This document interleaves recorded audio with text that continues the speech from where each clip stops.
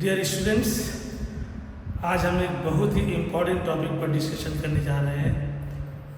वो है torque on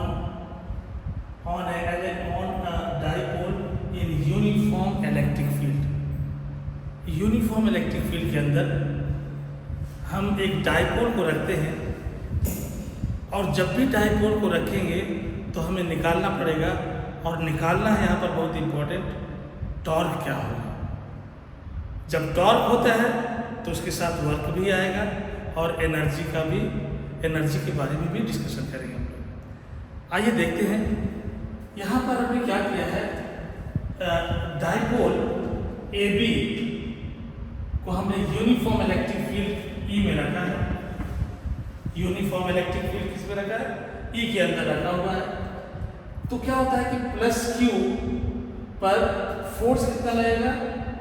E Q के बराबर, जो कि ई के डायरेक्शन में होगा।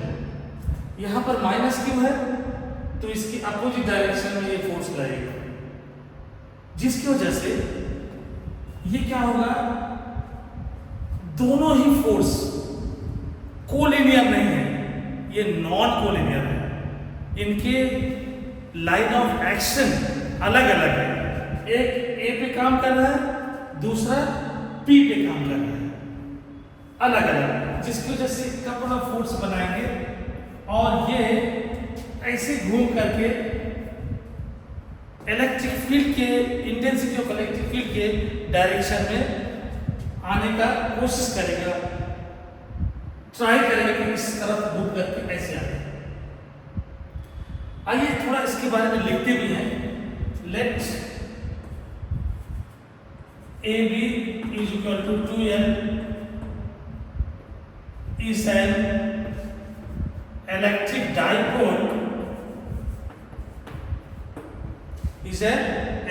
dipole now what is happening, the force, or you can write here force on plus q, force on plus q charge, force on plus q charge F1 is equal to EQ। कहाँ से आया है F1 is equal to EQ? पहले हमने intensity of electric field intensity में पढ़ा हुआ है। क्या होता है बताइए? E is equal to since E is equal to F upon Q। यहाँ से ये फोर्स आपको निकल आएगा, ये नंबर 1। नाउ अब देखते हैं इसमें force on minus Q charge. Minus Q charge के ऊपर कितना फोर्स लगेगा वो भी निकालते हैं। F2 इक्वल टू कितना होगा, अपोजिट डायरेक्शन में माइनस क्यू चार्ज है तो माइनस ई क्यू के बराबर होगा। कितना होगा? माइनस ई क्यू के बराबर, ये नंबर 2 होगा।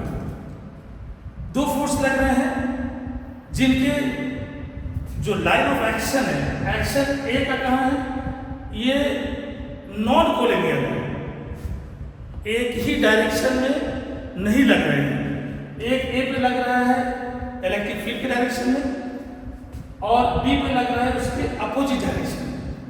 तो नेट फोर्स निकालते हैं। एफ नेट कितने के बराबर आएगा? नेट फोर्स कितना होगा? E Q minus E Q is equal to 0। Net force क्या काम किया? 0 काम किया। लेकिन हो क्या रहा है यहाँ पर? क्योंकि हमने अभी आपको बताया कि इनका जो एक्शन जिस तरफ ये काम कर रहे हैं वो एक दूसरे के अपोजिट काम तो कर रहे हैं, लेकिन इनका पॉइंट ऑफ एक्शन अलग अलग है। ए पे काम कर रहा है इधर F1 और बी पे काम कर रहा है F2, दोनों एक दूसरे के अपोजिट है, जिसकी वजह से कपल फोर्स बनाएंगे। तो कपल फोर्स क्या करता है? It constitute or the forces, here we can write, but हमने आपको क्या बताया? ये नॉन कोलिनियर फोर्सेस है। So but forces constitute forces constitute couple. Forces constitute couple means couple force. Because of that इसकी वजह से क्या होगा, ये रोटेट होगा और अलाइन करने की कोशिश करेगा. It tries to align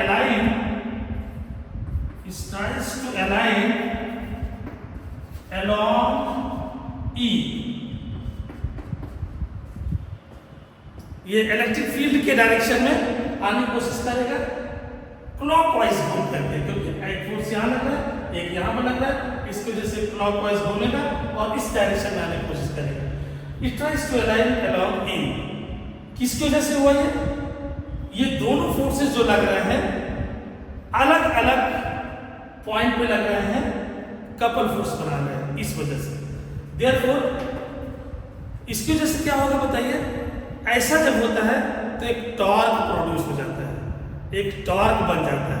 तो टॉर्क कितने के बराबर होगा बताइए, torque is equal to one force, एक फोर्स कोई भी ले लीजिए, ये वाला या ये वाला, इसका मैग्नीट्यूड एक फोर्स का ले लीजिए, into perpendicular distance between the forces, जो दोनों फोर्स है उसके बीच में जो परपेंडिकुलर डिस्टेंस है, ये परपेंडिकुलर डिस्टेंस देखिए थोड़ा ये वाला, ये परपेंडिकुलर डिस्टेंस है AO. तो कितने के बराबर होगा बताइए, ये होगा EQ into AO, EQ into AO. ये नंबर 1, नंबर 2, ये नंबर कौन सा होगा, ये 3. अब देखिए हम क्या करते हैं, हमारा ऑब्जेक्टिव है कि हम AO निकाल रहे हैं.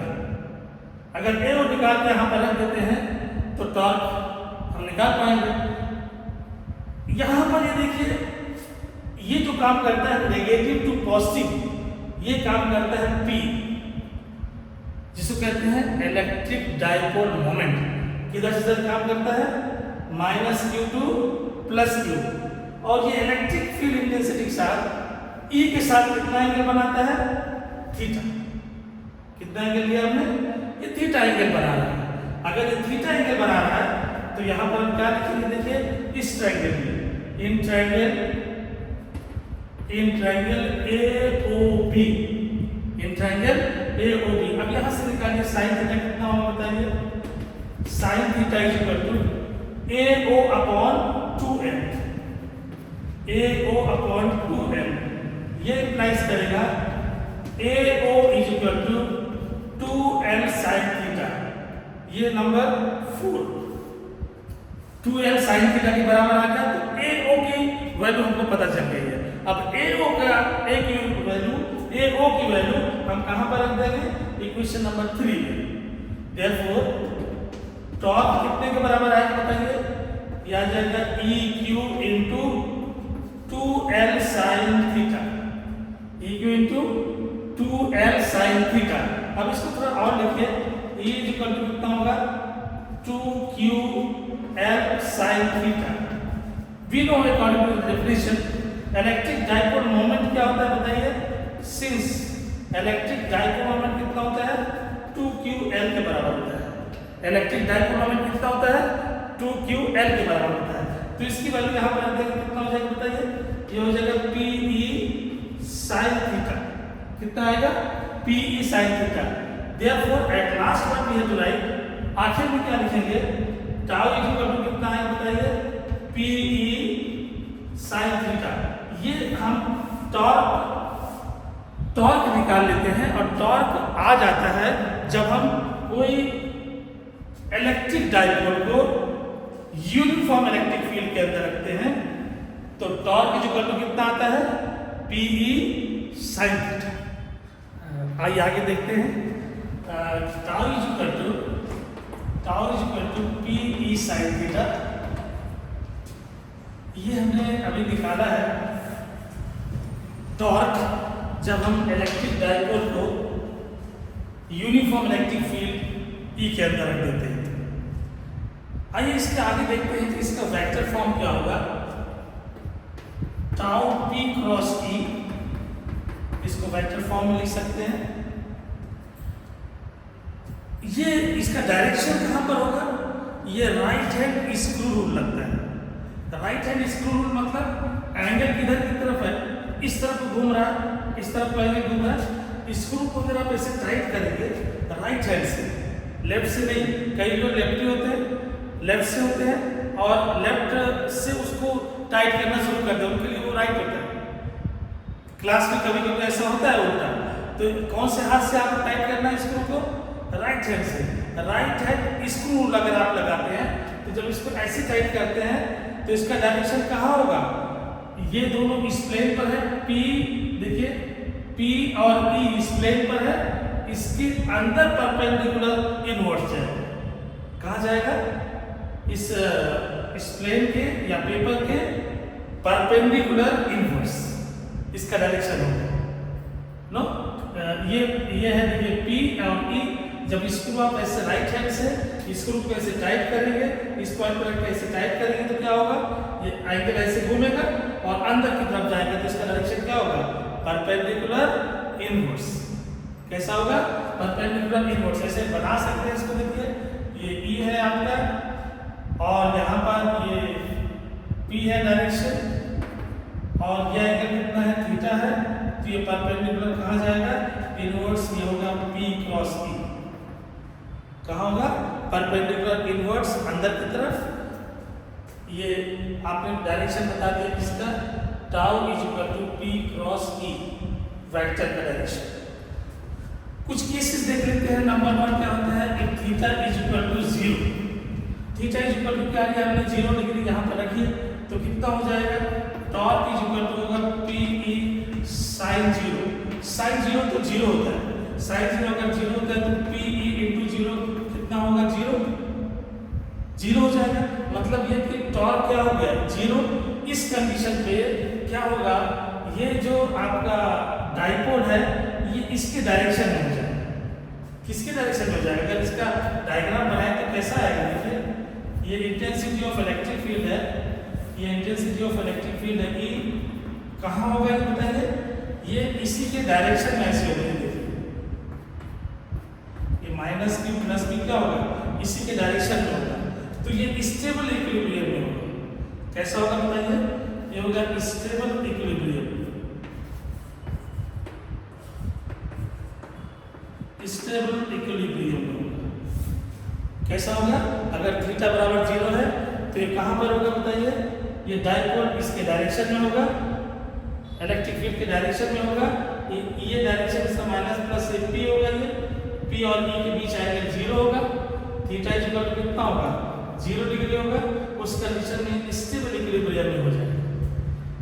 नंबर 2 देखिए, इसमें अगर मान लीजिए theta is equal to 90 degree अगर आप लेते हैं, थीटा बराबर क्या लेते हैं? 90 डिग्री अगर आप लेते हैं, फिर इस पे रखिए तो टाउ इस समय इस टाइप पे मैक्सिमम काम करेगा।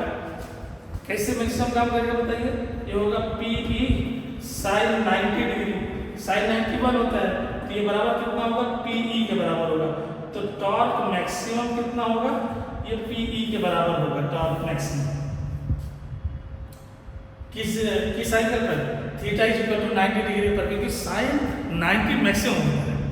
आइए तीसरे नंबर पे आते हैं। आप तीसरा देखते हैं इसमें if theta is equal to 180 degree. Theta कितना ले लिया हमने? 180 डिग्री। 180 डिग्री मतलब एंटी पैरेलल, अपोजिट डायरेक्शन में। कैसा हुआ ये?